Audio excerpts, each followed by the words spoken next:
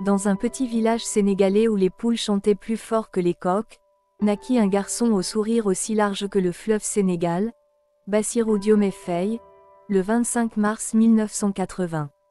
Ses premiers mots furent probablement « papaye » ou « justice », personne ne peut vraiment le confirmer.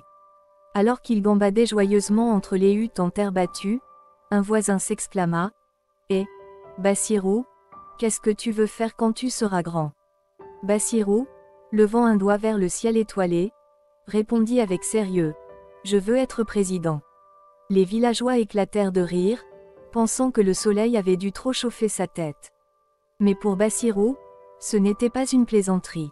Il avait déjà en tête des plans pour construire des ponts entre les villages et des écoles où les enfants pourraient rêver aussi grand que lui.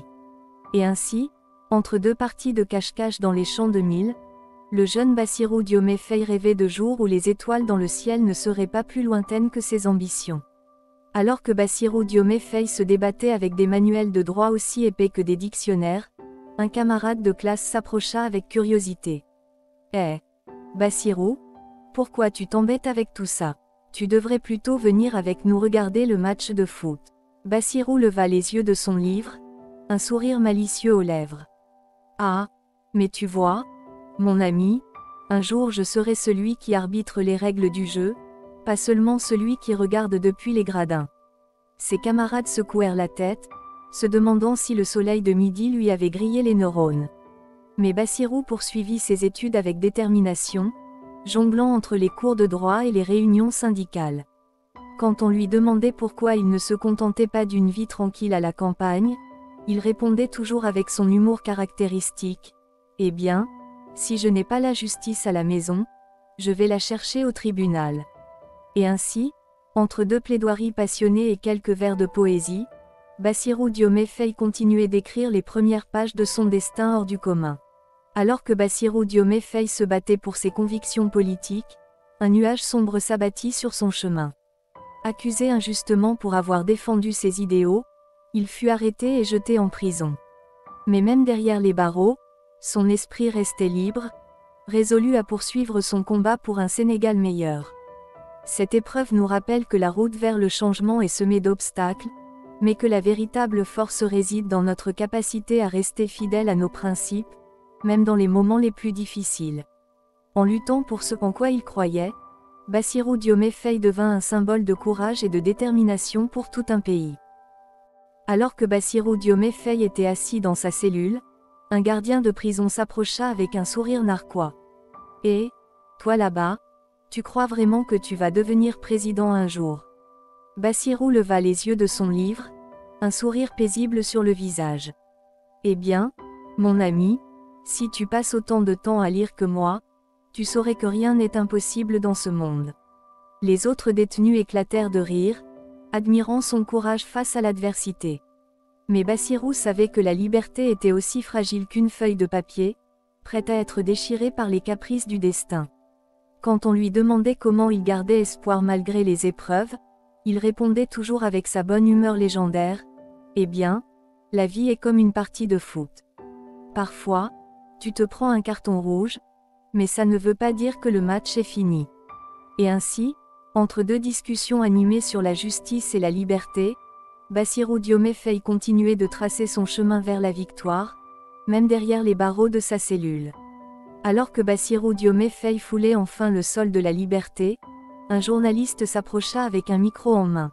« Monsieur Faye, après votre libération, quel est votre prochain objectif ?»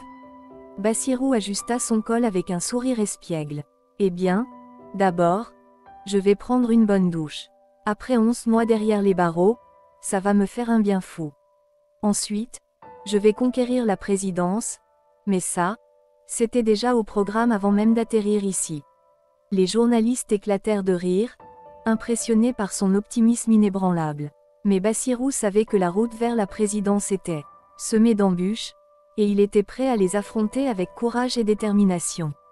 Quand on lui demandait comment il se sentait à l'approche des élections, il répondait toujours avec son humour contagieux. « Eh bien, je suis plus excité qu'un enfant le jour de l'Aïd. Mais au lieu de recevoir des cadeaux, c'est moi qui vais en offrir au peuple sénégalais en devenant leur président. » Et ainsi, entre deux poignées de main et quelques accolades, Bassirou Diomaye Faye se préparait à écrire l'histoire en devenant le plus jeune président de l'histoire du Sénégal. Après l'exclusion de son leader Ousmane Sonko, Bassirou Diomaye Faye saisit l'opportunité de réaliser son rêve de devenir président. Avec courage et détermination, il se lança dans la course électorale, portant les espoirs de son parti politique sur ses épaules.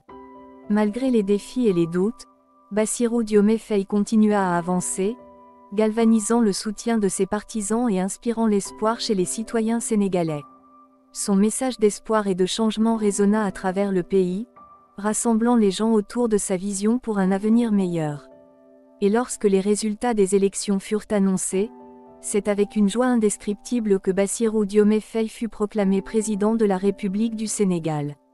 Sa victoire marqua le début d'une nouvelle ère pour le pays, où l'aspiration à la justice et à la prospérité guidait chaque action de son gouvernement. Alors que Bassirou Diomaye Faye s'apprêtait à prêter serment devant une foule en liesse, un proche s'approcha avec un clin d'œil complice. « Eh, Bassirou, tu te rends compte que tu vas devenir le président le plus cool de tous les temps ?» Bassirou éclata de rire, ajustant sa cravate avec assurance. « Ah, tu as raison. Peut-être que je devrais instaurer une journée de congé obligatoire tous les lundis pour que tout le monde puisse se reposer de son week-end. » Les assistants se regardèrent, se demandant si leur futur président avait perdu la tête. Mais Bassirou savait que la politique avait besoin d'une bonne dose d'humour pour rester saine d'esprit. Quand on lui demandait quel serait son premier décret en tant que président, il répondait toujours avec son sourire malicieux. « Eh bien, je pense que je vais déclarer que les papayes seront désormais gratuites pour tous les citoyens sénégalais.